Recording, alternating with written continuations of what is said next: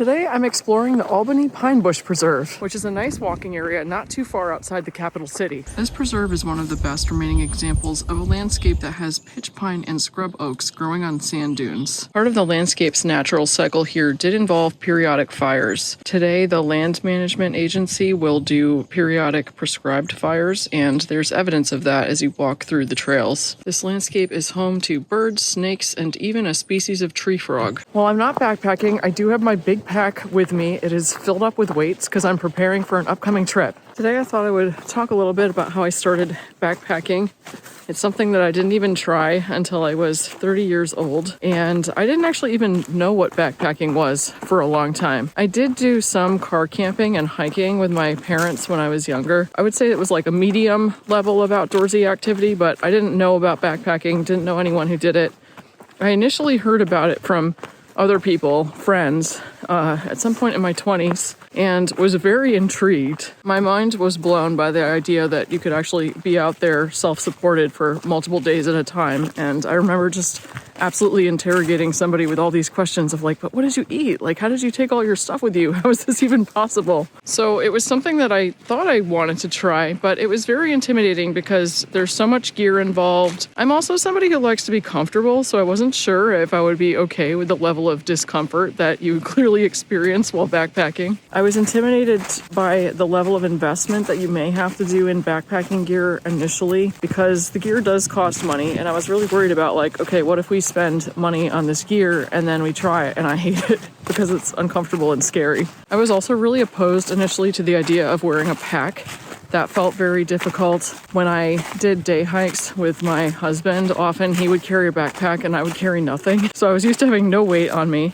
And I was like, I don't know if I can deal with this heavy pack situation. On the other hand, I knew I loved hiking. I knew I loved being outdoors. I really enjoyed car camping. And the hikes that we went on, we started out with little nature trails that were maybe a mile or 2 miles, and we liked it so much that we just kept going longer and longer until we had multiple incidents where we were out and the sun was going down and we had to rush through the rest of our hike. So the idea of being out there all day and being able to sleep in the woods did seem kind of enticing. Eventually we decided to make the leap and try it. We bought some of the cheaper gear. I did buy this blue pack, which is the one that I've been using ever since, and I love it.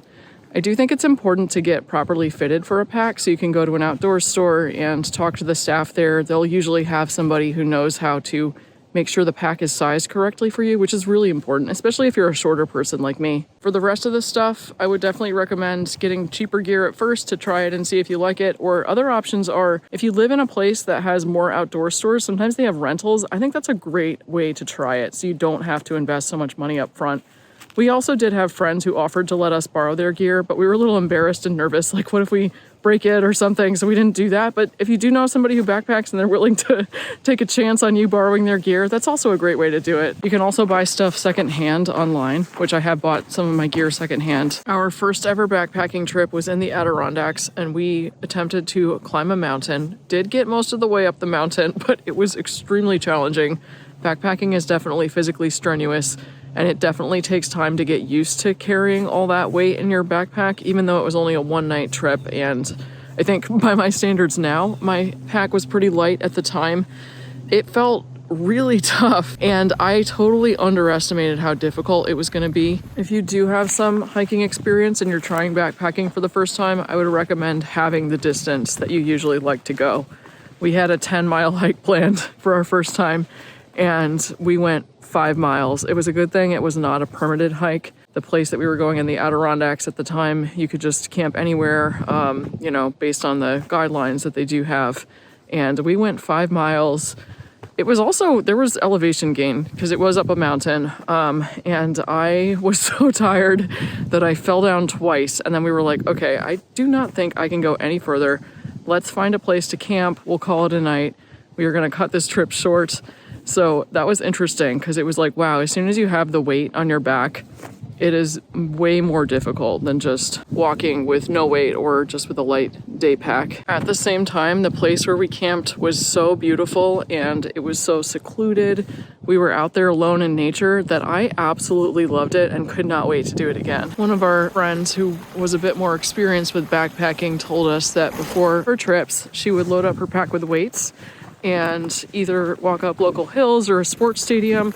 And I was like, oh, that makes a lot of sense. I should probably do that. When I started physically preparing for my trips, it went a lot better. I was able to go more miles, and it also became more enjoyable because it was just a little less painful. One good piece of advice that I see a lot is definitely test all your gear out beforehand. Make sure you know how to use your cook stove if you have one.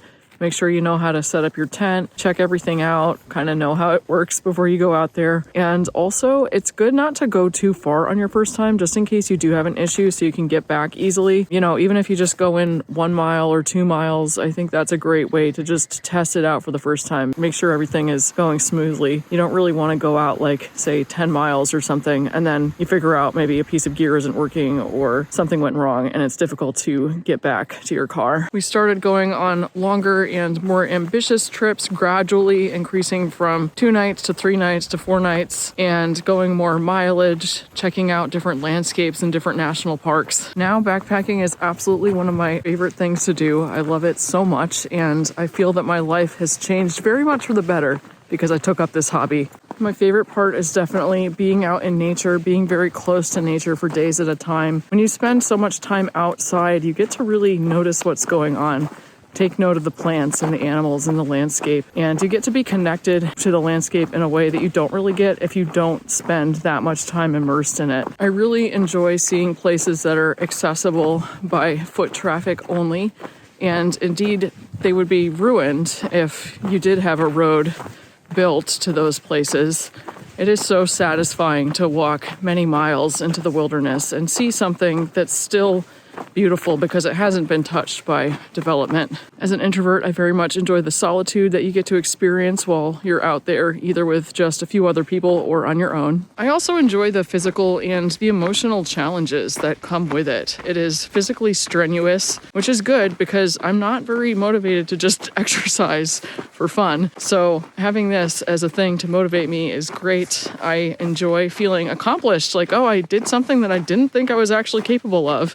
And I'm actually more fit now than I was in my 20s, which is very satisfying because there's this narrative, you know, especially for women that like once you hit 30, things just go downhill. So it's nice to be like, oh, actually I can do things now that I wouldn't have been able to do at a younger age. I enjoy navigating the at times intimidating nature of the trips, how scary it can be, like if there's wild animals. And I also really enjoy the logistical challenge of deciding what to pack, organizing all your food, choosing your gear. It's like a fun puzzle that you have to put together, and it all has to be light enough, hopefully, for you to carry. So I really like that aspect of it too. I'm a planner and I enjoy the planning. I also do think the gear is really fun. You can spend a lot on backpacking gear, and you can decide how much you're going to spend based on what you want for the lightness of the gear. Often the lighter, more ultralight gear tends to be more expensive.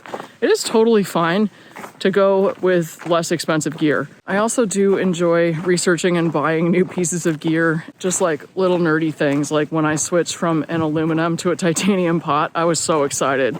I was like, wow, look how light this pot is. It's so cool that they can make a tiny little pot that weighs only a few ounces. While I support conservation in general, I feel especially connected to landscapes that I've been in, that I've experienced. I really like the idea of you go to a place, you become connected with that place, and then you're interested in the history, in the continued story of attempting to protect those landscapes.